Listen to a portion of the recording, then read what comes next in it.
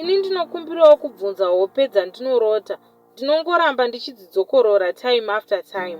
Ndinorota ndichiyambuka bridge and zvinenge zvisiri nyore. Rinenge rine mupanda mudikisa. Pamwe pacho rinenge rakabhenda zvekuti wakangotsvedza kufa and pamwe pacho wapedza kuyambuka.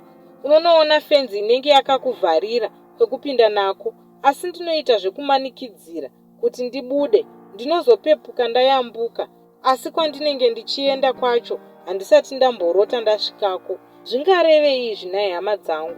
And ndinodzokorora ndadzidzokorora futi hope idzodzi zvakanyanya, asi mabridge anenge achingosiyana siyana. Pamwe pacho wapedza kuyambuka unenge uchizofanira kushambira kuti ubude. Please help kune ava vanogona kududzira hope, ndizivewo kuti chingava chii chichandiri kurota hama dzangu.